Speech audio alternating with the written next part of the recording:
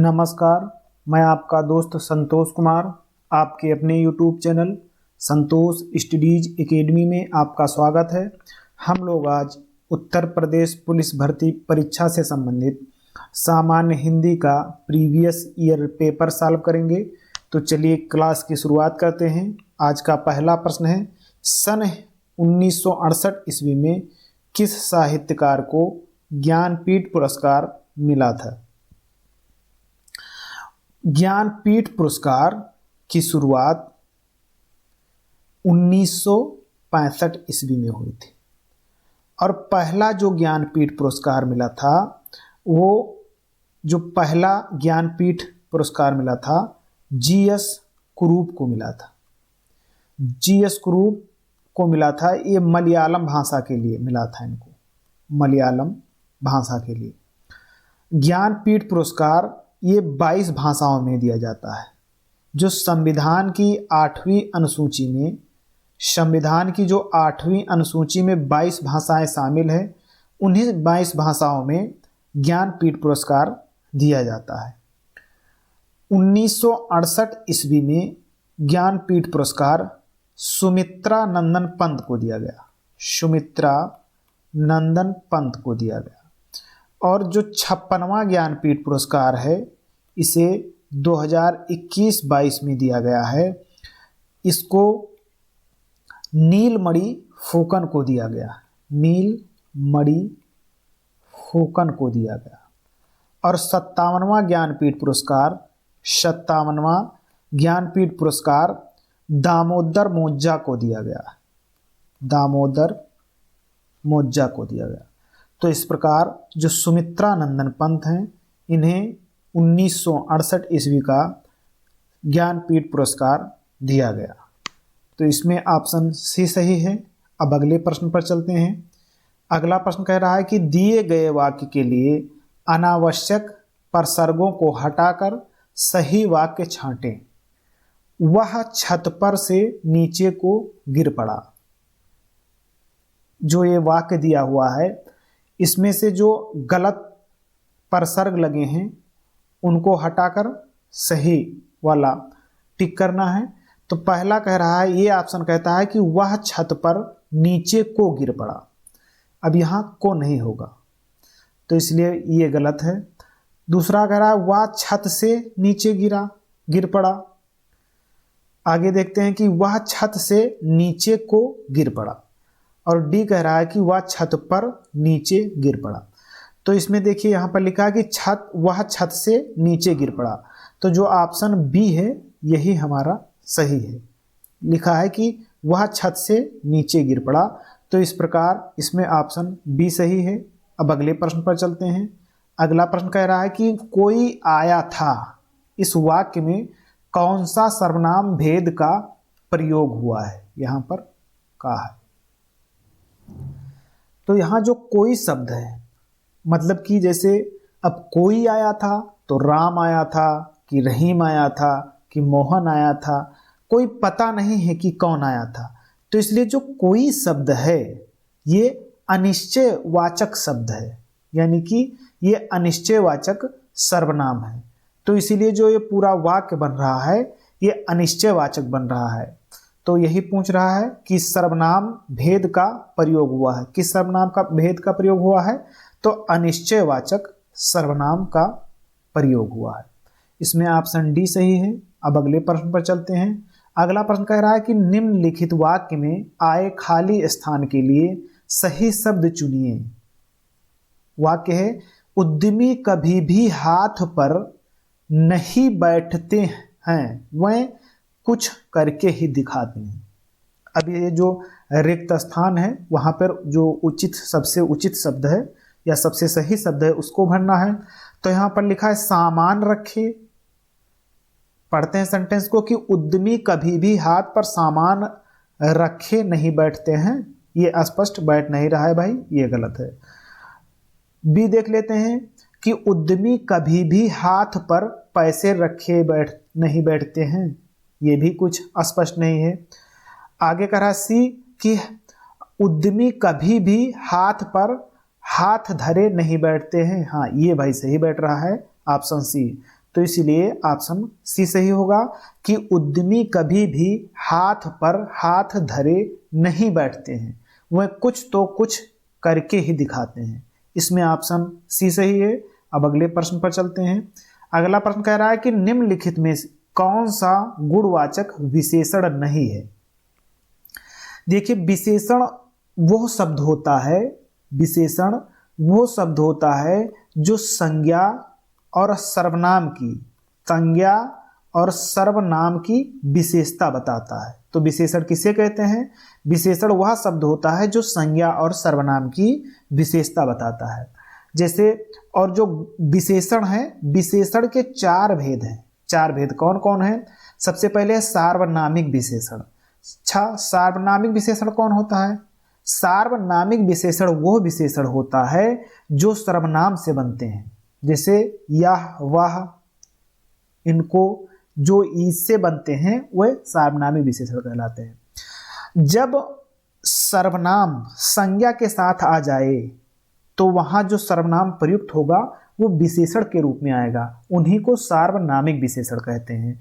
और जो विशेषण होता है, ये 4 भेद होता है विशेषण के। तो एक सार्वनामिक विशेषण, दूसरा है गुणवाचक विशेषण, और जो तीसरा है परिमाण बोधक विशेषण, और चौथा जो है वो संख्यावाचक विशेषण। तो ये विशेषण के 4 भेद हो गए। अब यहाँ पूछ रहा है कि गुणवाचक विशेषण नहीं है। अब यहाँ पर कह रहा है ऑप्शन ए कि सच्ची बात, यानी कि बात कैसी है? सच्ची है। बात की ये विशेषता बता रहा है कि बात कैसी है? सच्ची है, इसलिए इसमें गुणवाचक विशेषण है। ये बात का गुण है कि सच्ची बात है। तो ऑप्शन ये जो है इसमें विशेषण है। ऑप्शन सी कह रहा है कि गोल आंखें कैसी हैं? जो आंखें हैं उनकी विशेषता क्या है? आंखों का गुण क्या है? तो यह कह रहा है कि गोल है। आंखें कैसी हैं? आंखें गोल है, यानी कि आंखें की जो है वो गुण या विशेषता बता रहा है। गुण विशेषता क्या है? कि आंखें गोल हैं। तो इस प्रकार इसमें भी गुणवाचक विशेषण है। अब ऑप्शन डी में देखते हैं कि जो गुलाबी रंग, यानी कि रंग की विशेषता क्या है? गुलाबी। ये गुण है गुलाबी का, तो रंग की विशेषता, गुणवाचक विशेषता बता रहा है कि जो रंग है वो कैसा है? गुलाबी है। तो ऑप्शन डी में भी गुणवाचक विशेषण है। अब ऑप्शन बी को देखते हैं। बी कहता है मनो अनाज। भाई, मनो अनाज कोई ऐसा शब्द तो है नहीं जिसमें विशेषण लगा हो। मनो, ये ऐसा कोई स्पष्ट शब्द नहीं है।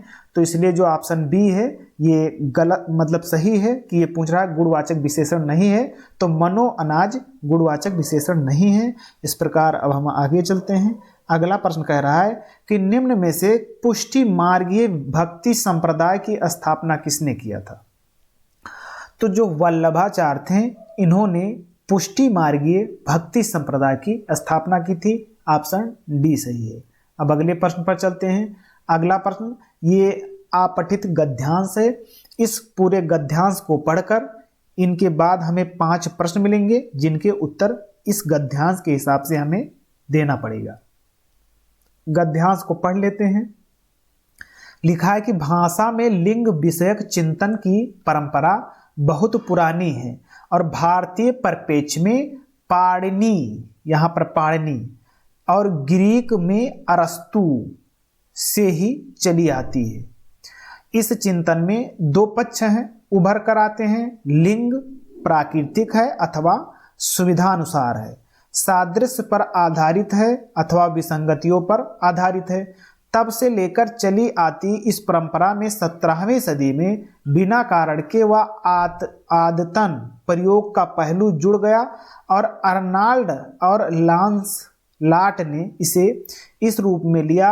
हर्डर 1772 ईस्वी में, एडलंग 1783 ईस्वी में, हम्बोल्ट 1827 ईस्वी में और ग्रिम 1890 आदि ने कल्पना और मानवीकरण की प्रवृत्तियों को भाषा में लिंग की उत्पत्ति का कारण बताया। इनमें सबसे महत्वपूर्ण ग्रिम के सिद्धांत हैं। सबसे महत्वपूर्ण सिद्धांत किसके हैं? ग्रिम के हैं। को माना गया है। ब्रुगमैन ने इस विवाद में कहा है कि व्याकरणिक लिंग पहले से ही वहां था, यह केवल कल्पना की शक्ति का इस्तेमाल किया गया। और ब्रुगमैन का कहना है कि भारोपीय भाषाओं में बड़ा आ और बड़ी ई ये जो प्रत्यय मूल रूप में स्त्रीलिंग को व्यक्त नहीं करते हैं। ब्रुगमैन के सिद्धांत को रोथ ने अविश्वसनीय का शिखर सम्मेलन करार दिया है।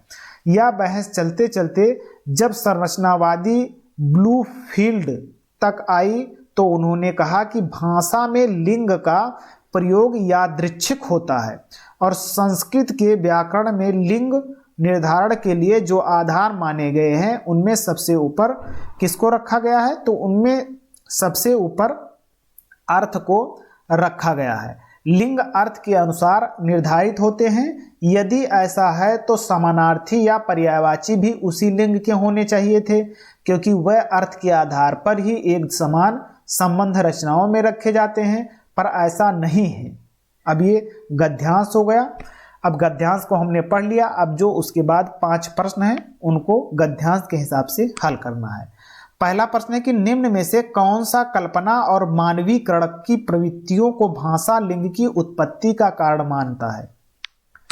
मानवीकरण, और यहाँ पर लिखा मानवीकरण और प्रवृत्ति। अब ये हमारा जो प्रश्न है इसका की पॉइंट हो गया। अब हम इस की पॉइंट को कहाँ अप्लाई करेंगे, गद्यांश में। ये जहाँ मिल जाएगा वहीं आसपास हमारा उत्तर होगा। तो चलिए गद्यांश में देख लेते हैं भाई। अब यहाँ पर देखिए कि जो है मानवीय कल्पना और मानवीकरण की प्रवृत्तियों को भाषा लिंग की उत्पत्ति माना है। तो यहाँ पर देखिए कि हर्डर, एडलांग 1783 ईस्वी में, हम्बोल्ट, ग्रिम आदि ने कल्पना और मानवीकरण की प्रवृत्तियों को भाषा लिंग की उत्पत्ति माना है। किसने किसने? हर्डर ने माना है, एडलंग ने माना है, हम्बोल्ट ने माना है और ग्रिम ने माना है। तो अब देख लेते हैं गद्यांश में। अब यहाँ देख लिए हर्डर है, हम्बोल्ट है, ग्रिम है। अर्नाल्ड कहीं पर नहीं मिला भाई, तो इसीलिए जो पूछ रहा है कि कौन कारण नहीं मानता है, तो अर्नाल्ड है, क्योंकि अर्नाल्ड उसमें दिए नहीं। तो इस प्रकार ऑप्शन डी सही है। अब अगले प्रश्न पर चलते हैं। अगला प्रश्न कह रहा है कि भारतीय भाषा में लिंग विषयक चिंतन की परंपरा किससे प्रारंभ होती है। अब यहाँ पर हम की पॉइंट बनाएंगे विषयक चिंतन को। अब ये विषयक चिंतन हमारा की पॉइंट है। अब हम इसको गद्यांश में अप्लाई करेंगे। तो चलिए गद्यांश की तरफ। ये गद्यांश है हमारा। अब यहाँ पर देखिए विषयक चिंतन हमें मिल गया। अब क्या कह रहा है कि भाषा में लिंग विषयक चिंतन की परंपरा बहुत पुरानी है और भारतीय परिप्रेक्ष्य में पाणिनि से, यानी कि पाणिनि से, भारतीय परिप्रेक्ष्य में पाणिनि से और ग्रीक में पूछे तो अरस्तु से आती है। तो अब इसे देख लेते हैं कि इसमें क्या पूछ रहा है। अब देखिए यहाँ भारतीय भाषा में लिंग विषयक चिंतन की पूछ रहा है। किसके परिप्रेक्ष्य में? भारत के परिप्रेक्ष्य में। तो भारत के परिप्रेक्ष्य में क्या हमने पढ़ा था? पाणिनि। ऑप्शन ये सही है। अगर जो यही ग्रीक के परिप्रेक्ष्य में होता तो ऑप्शन बी अरस्तु सही होता। अब अगले प्रश्न पर चलते हैं। अगला प्रश्न कह रहा है कि विद्वान, यानी कौन सा विद्वान भारोपीय भाषाओं के संदर्भ में यह मानता है कि बड़ा आ बड़ी ई प्रत्यय मूल रूप में स्त्रीलिंग को व्यक्त नहीं करते। क्या क्या दिया है? ब्रुगमैन है, एडलंग है, हम्बोल्ट है, अरस्तु है। तो चलिए देख लेते हैं गद्यांश में। बड़ा आ बड़ी ई प्रत्यय मूल रूप में स्त्रीलिंग को व्यक्त नहीं किया है। तो हम लोग की पॉइंट बनाएंगे बड़ा आ और बड़ी ई प्रत्यय को। ये हमारा कीवर्ड हो गया। अब इसे हम अप्लाई करेंगे गद्यांश में। तो यहाँ पर गद्यांश में हमने अप्लाई किया तो बड़ा आ और बड़ी ई को हम लोग देखेंगे कि वो कहाँ मिल रहा है। यहाँ पर है बड़ा आ और बड़ी ई।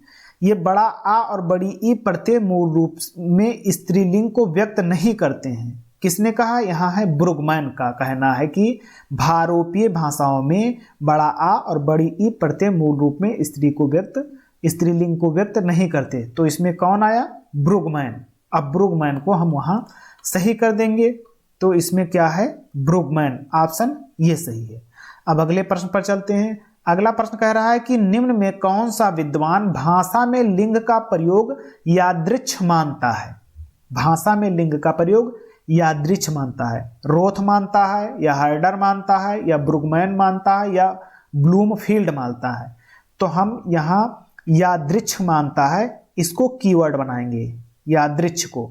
तो अब यादृच्छ को गद्यांश में अप्लाई करते हैं, देख लेते हैं। यहां पर देखिए यादृच्छ यहां पर है, क्या लिखा है, यह बहस चलते चलते जब संरचनावादी ब्लूफील्ड तक आई तो उन्होंने कहा कि भाषा में लिंग का प्रयोग यादृच्छ होता है। किसने कहा है? ब्लूफील्ड ने कहा है। तो इसके मतलब जो ब्लूफील्ड है वही हमारा सही ऑप्शन है। तो ब्लूफील्ड ऑप्शन डी में है। इस प्रकार इसमें ऑप्शन डी सही है। अब अगले प्रश्न पर चलते हैं। अगला प्रश्न कह रहा है कि नंददास इनमें से किस ग्रंथ के लेखक हैं? जो भाव विलास रचना है, भाव विलास, ये देव की रचना है, देव। रस मंजरी किसकी रचना है? तो रस मंजरी नंददास की रचना है। एक ललित ललाम, ललित ललाम जो रचना है ये मती राम की रचना है, मती राम। एक रचना है छत्रसाल शतक, ये भूषण की रचना है। किसकी रचना है? भूषण की। तो ये पूछ रहा है कि जो है नंददास की कौन रचना है? तो रस मंजरी, ऑप्शन सी सही है। अगले प्रश्न पर चलते हैं। अगला प्रश्न कह रहा है कि संस्कृत के व्याकरण में लिंग निर्धारण का प्रमुख आधार है। ये गद्यांश का प्रश्न है। तो यहाँ पर जो संस्कृत के व्याकरण, संस्कृत को यहाँ की पॉइंट बनाएंगे। अब हम गद्यांश में अप्लाई करते हैं, देखते हैं कौन सा सही मिलता है। अब यहाँ पर लिखा है कि संस्कृत के व्याकरण में लिंग के निर्धारण के लिए जो आधार माने गए हैं उनमें सबसे ऊपर रखा गया है अर्थ को, यानी कि जो अर्थ है वो सही है। तो देख लेते हैं अर्थ को। यहाँ पर देखिए संस्कृति के व्याकरण में लिंग निर्धारण का प्रमुख आधार क्या है? अर्थ है। तो ऑप्शन बी सही है। अब अगले प्रश्न पर चलते हैं। अगला प्रश्न कह रहा है कि इनमें से कौन सा माल गोदाम शब्द के लिए समास विग्रह का सही रूप है? जो माल गोदाम है, माल गोदाम में तत्पुरुष समास है, तत्पुरुष समास है। अच्छा, अब ये जो तत्पुरुष समास है इसमें क्या होता है कि जो इसका प्रथम पद होता है वो गौड़ होता है, प्रथम पद गौड़ होता है। जो सेकंड पद होता है वो प्रमुख होता है, यानी कि प्रधान होता है सेकंड पद। जो तत्पुरुष समास होता है, तत्पुरुष समास के 6 भेद हैं। किसके आधार पर? कारक के आधार पर। जैसे कर्म कारक, कर्ण कारक, संप्रदान कारक, अपादान कारक, संबंध कारक और अधिकरण कारक। ये 6 भेद हैं। 6 तत्पुरुष समास के 6 भेद हो गए। एक तत्पुरुष समास का भेद है कि संप्रदान तत्पुरुष समास कारक। तो संप्रदान तत्पुरुष समास कारक। अच्छा, संप्रदान जो तत्पुरुष समास कारक है इसमें क्या होता है कि संप्रदान के लिए, संप्रदान के लिए, यानी कि जो ये के लिए है ये कारक चिन्ह है। किसका कारक चिन्ह है? संप्रदान कारक का चिन्ह के लिए आता है।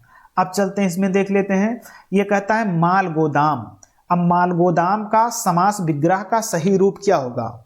माल मतलब होता है वस्तु या चीजें, गोदाम मतलब जहां इन वस्तुओं या चीजों को रखा जाता है, रखने वाला स्थान गोदाम कहलाता है। अब देखते हैं इसमें, तो माल को कहां रखेंगे? अब यहां पर देखते हैं माल से गोदाम। अब ये कुछ स्पष्ट बैठ नहीं रहा है इसलिए ये गलत है। लिखा है माल बनाने के लिए गोदाम, नहीं, माल तो रखने के लिए होता है गोदाम, माल को रखने के लिए होता है। अच्छा, अब सी देखिए कह रहा है माल के लिए गोदाम। हाँ भाई ये तो बात सही है। कह रहा है कि माल के लिए गोदाम, यानी कि माल को रखने के लिए गोदाम है। इस प्रकार इसमें ऑप्शन सी सही है। और यहाँ कह रहा है माल और गोदाम, ये डी भी गलत है। तो इस प्रकार इसमें ऑप्शन सी सही है। अब अगले प्रश्न पर चलते हैं। अगला प्रश्न कह रहा है कि लोकोक्ति और उनके सही अर्थ वाले जोड़े के विकल्प की पहचान कीजिए। यहाँ पर लोग जो ये दिया है और बी जो ये कॉलम है इसमें लोकोक्ति है और बी कॉलम में उसका जो अर्थ है उसे दिया गया है। तो अर्थ को लोकोक्ति से सही मिलान करना है। पहली लोकोक्ति है कि पंचों का कहा सिर माथे। अब इसके मतलब क्या होता है? फैसला मानना। यह बात सही है कि बीती बातें भूलकर भविष्य की सोचें, समय पर ही काम पूरा होता है या सहायता करने वाले पर रौब जमाना। तो पंचों का कहा सिर माथे, यानी कि फैसला, जो पंच कहते हैं उनका फैसला सर्वोपरि है, यानी कि फैसला मानना चाहिए। तो इसमें ऑप्शन ये होगा। तो अब देख लेते हैं एक में ये कहाँ है भाई, एक में डी है तो इसलिए ये गलत हो गया पूरा। एक में बी है भैया ये भी गलत हो गया इसीलिए। अब यहाँ पर देखते हैं एक में सी है भैया ये भी गलत हो गया। हमें छांटना क्या है, एक मिल रहा है ए से, एक मिल रहा है किससे, ये से, तो हमें एक ये से मिल रहा है, तो यहाँ पर एक ये से मिल रहा है इसलिए ऑप्शन डी सही है, ऑप्शन डी सही है। अब हम सभी को देख लेते हैं। दूसरा कहला कि हमारी बिल्ली हमी से म्याऊ। अब इसके मतलब क्या हुआ कि आप बीते भूल कर भविष्य की सोचें, नहीं ये नहीं है। समय पर ही काम पूरा होता है, ये भी नहीं है। सहायता करने वाले पर रौब जमाना, हाँ ये बात भाई सही है। जो दो है ये किससे मिल रहा है, डी से मिल रहा है। आगे कहता है कि सहज पके सो मीठा होय, ये इसका क्या है, देखते हैं कि आप बीती बातें भूलकर भविष्य की सोचें, ये नहीं है। समय पर ही काम पूरा होता है, हाँ जो तीसरा है उसका मिलान सी से हो रहा है। चौथा कह रहा है कि बीती ताह बिसार दे आगे की सुध ले, मतलब यह कहता है कि बीती बातें भूलकर भविष्य की सोचें, यानी कि जो बात बीत गई है उसे भूल जाइए और भविष्य पर फोकस कीजिए। तो इस प्रकार ये चौथा से मिल रहा है ऑप्शन बी। तो इसमें ऑप्शन डी सही है। अब अगले प्रश्न पर चलते हैं। अगला प्रश्न कह रहा है कि केंद्रीय हिंदी निदेशालय की स्थापना कब हुई है। जो केंद्रीय हिंदी निदेशालय है इसकी स्थापना 1 मार्च 1960 ईस्वी को हुई है। इसका मुख्यालय है, जो इसका मुख्यालय है वो नई दिल्ली में स्थित है, नई दिल्ली में इसका मुख्यालय है। और इसके 4 क्षेत्रीय कार्यालय हैं। कितने, 4 क्षेत्रीय कार्यालय हैं। कहाँ कहाँ भैया, एक गुवाहाटी में है, दूसरा कहाँ है, दूसरा कोलकाता में है, दूसरा कोलकाता में है, और तीसरा एक है हैदराबाद, हैदराबाद, हैदराबाद दक्षिणी भारत वाला हैदराबाद, और एक तीसरा है चेन्नई, चेन्नई। तो ये जो है 4 इसके क्षेत्रीय कार्यालय हैं। तो इसमें दिया है कि 1960, तो इस प्रकार इसमें ऑप्शन डी सही है। अब अगले प्रश्न पर चलते हैं। अगला प्रश्न कह रहा है कि निम्नलिखित में सही वाक्य की पहचान कीजिए कि कौन सा सही वाक्य है। ऑप्शन ये में है कि वह देर में सोकर उठता है।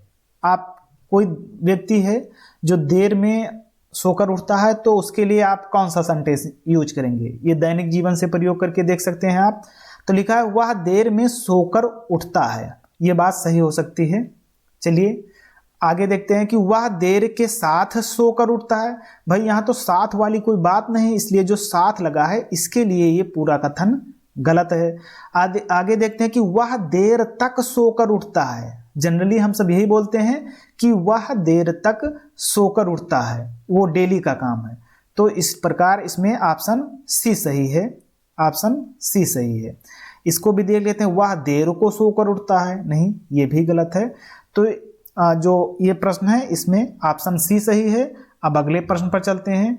अगला प्रश्न कह रहा है कि निम्नलिखित में बहुवचन शब्द है। तो बहुवचन शब्द क्या है, डिबिया। अब डिबिया का बहुवचन करेंगे तो क्या होगा, डिबिया का बहुवचन होता है डिबिया, यानी कि चंद्र बिंदु लगा दीजिए तो बहुवचन हो जाएगा। सी कहता है प्याला। अब प्याला का बहुवचन क्या होगा, प्याला का बहुवचन निकालेंगे तो हो जाएगा प्यालें, प्यालें। हीरा, अब देखिए हीरा का बहुवचन क्या होगा, हीरे। एक हीरा तो हीरा, बहुत सारे हीरे रखे हैं तो हीरे हो जाएगा। एक डिबिया रखी है तो डिबिया, बहुत सारी डिबिया हैं तो डिबियाँ हो जाएंगी। प्याला, एक प्याला है तो प्याला, बहुत सारे प्याला है तो प्यालें। इस प्रकार ये इसका एक वचन है और ये इसके जो हम लोगों ने लिखा है ये बहुवचन है। अब देखिए जो समाचार, आंसू, बाल, प्राण, दर्शन, हस्ताक्षर, हस्ताक्षर, लोग, ये जो सारे शब्द हैं कौन कौन, समाचार, आंसू, बाल, प्राण, दर्शन, हस्ताक्षर, लोग, ये जितने भी शब्द हैं ये हमेशा यानी कि सदैव बहुवचन में होते हैं, ये सदैव बहुवचन में प्रयोग होते हैं। इस प्रकार ये जो समाचार है ये बहुवचन है। अब अगले प्रश्न पर चलते हैं। अगला प्रश्न लिखा है कि जिसके द्वारा कर्ता कोई काम करता है उसे क्या कहते हैं। चलिए देखते हैं। कर्म, कर्म किसे कहते हैं भाई? देखो, कर्ता कौन होता है? कार्य करने वाला कर्ता होता है, जो कुछ करता है या जिसके बारे में कुछ कहा जाए वाक्य में वो कर्ता होता है। जैसे राम, राम लिखकर सो गया, राम लिखकर सो गया। अब देखिए, राम ही के बारे में तो चर्चा हो रही है कि कौन सो गया? लिखकर राम सो गया। तो मतलब राम क्या है? राम करता है, क्योंकि राम के बारे में बात हो रही है। अच्छा, जो कर्म कौन होता है? कर्म यानी कि जिसका क्रिया, यानी क्रिया का प्रभाव जिस पर पड़े उसे कर्म कहते हैं। किस पर पड़ रहा है? यहाँ राम लिख कर सो गया, यानी सोना। तो अब देखिए, यहाँ जो कर्म है, क्रिया का प्रभाव कर्म पर पड़ता है, यानी कि जिस पर क्रिया का प्रभाव पड़ता है उसे कर्म कहते हैं। अच्छा, कर्ण किसे कहते हैं? यानी जिसके द्वारा क्रिया की जाए, जिसके द्वारा क्रिया की जाए उसे कर्ण कहते हैं। अच्छा, अब आता है कि अपादान किसे कहते हैं? अपादान जब एक वस्तु से दूसरी वस्तु अलग होती है तब उसे अपादान कहते हैं। अच्छा, संप्रदान किसे कहते हैं? संप्रदान का जो कारक चिन्ह होता है वो के लिए होता है, यानी कि जब दूसरे को कोई चीज दिया जाए और उसे वापस ना लिया जाए तो वहां पर संप्रदान होता है। तो इसमें कह रहा है कि जिसके द्वारा कर्ता कोई काम करता है, तो कर्ता कर्ण के द्वारा कोई काम करता है, तो इसमें ऑप्शन बी सही है। अब अगले प्रश्न पर चलते हैं। अगला प्रश्न कह रहा है कि लोकोक्ति और उनके सही अर्थ वाले जोड़े के विकल्प की पहचान कीजिए। लोकोक्ति और उनके सही अर्थ वाले जोड़े के विकल्प की पहचान कीजिए। तो आप जो ये कॉलम है और बी कॉलम है, ये कॉलम में लोकोक्ति है, बी कॉलम में उसके अर्थ हैं। अब पढ़ते हैं लोकोक्ति को। पहली लोकोक्ति है, गंगा गए गंगादास और जमुना गए जमुनादास। भाई अब यहाँ पर देखिए कौन सा सही हो सकता है? अपनी असफलता पर खींचना, नहीं भाई ये तो नहीं हो सकता। लिखा है सिद्धांतहीन व्यक्ति। हाँ ये बात सही है कि गंगा गए गंगादास और जमुना गए जमुनादास, मतलब सिद्धांतहीन व्यक्ति हैं, तो ये का बी होगा। अब यहाँ पर देख लेते हैं ये में बी है कौन। जैसे ये ऑप्शन में डी है भाई, तो ये तो पूरा पूरा गलत हो गया। अब देखिए ये में बी, हाँ तो ऑप्शन सी ये में बी है, और यहाँ पर सभी ऑप्शन में एक में सी है एक में ये है, इसलिए ये भी गलत हो गया ये भी गलत हो गया। हमारा उत्तर तो तुरंत आ गया, ऑप्शन सी सही है, लेकिन हम लोग पूरा देखेंगे सीखने के लिए। दूसरा कह रहा है कि खिसियानी बिल्ली खंभा नोचे, ये गांव में बहुत कहावत है, प्रचलित है जो। तो यहाँ पर क्या है कि अपनी असफलता पर खींचना, हाँ ये सही है। तीसरा है कि का बरखा जब कृषि सुखाने। अब ये देख लेते हैं क्या होगा कि आय के खर्च अनुसार खर्च करना या समय के बाद सहायता मिलना, तो इसका होगा समय के बाद सहायता मिलना। अब लिखा है कि तेते पांव पसारिए जेती लंबी सौर, तो ये अब एक ही बचा कौन? सी, तो इसलिए सी हो जाएगा कि आय के अनुसार खर्च करना। तो इस प्रकार इसमें ऑप्शन सी सही है। अब अगले प्रश्न पर चलते हैं। अगला प्रश्न कह रहा है कि निरंतरता बोधक संयुक्त क्रिया का उदाहरण है। अच्छा, जिसमें निरंतरता दिखाई दे। अब यहां देख लेते हैं, दे डालो। भाई हमने कोई वस्तु किसी व्यक्ति को दे दिया तो मतलब खत्म, उसमें निरंतरता कहाँ है? हमने वस्तु दे दिया तो उसका काम खत्म, अब हम चले गए अपने रास्ते, वो चला गया अपने रास्ते। अब भी देखते कि पानी बरसने लगा। भाई पानी बरसने तो लगा, लेकिन है थोड़ी है कि अब बरसने तो लगा है, फिर अब ये इसमें निरंतरता इसमें भी नहीं दिखाई दे रही। आगे है पा लिया, कोई वस्तु हमें मिल गई तो हमने पा लिया, अब इसमें भी निरंतरता नहीं। लेकिन यहाँ की बरसता रहता है, यानी कि जल जो है या पानी है बरसता रहता है, मतलब इसमें निरंतरता दिखाई दे रही है, तो इसलिए ऑप्शन सी सही होगा। अब अगले प्रश्न पर चलते हैं। अगला प्रश्न कह रहा है कि रानी केतकी की कहानी के लेखक हैं। अब यहां देख रही है लल्लू जी लाल। लल्लू जी लाल की रचना है प्रेम सागर। लल्लू जी लाल ने लिखा प्रेम सागर। सैयद इंसा अल्लाह खां, इनकी रचना है रानी केतकी की कहानी। किसकी कहानी? केतकी की कहानी। लिखा है सदल मिश्र, सदल मिश्र की रचना है नासिकेतोपाख्यान। ये बहुत प्रसिद्ध रचना है नासिकेतोपाख्यान। तो नासिकेतोपाख्यान किसकी रचना है? सदल मिश्र की। राम प्रसाद निरंजनी की रचना है भाषा योग वासिष्ठ।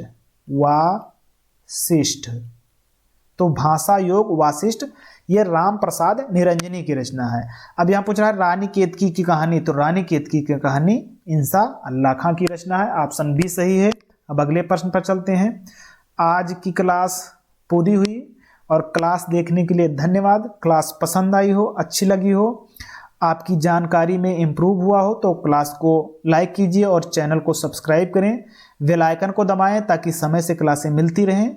और आज के लिए इतना ही, और अब हम मिलते हैं अगली क्लास में। तब तक के लिए जय हिंद, नमस्कार।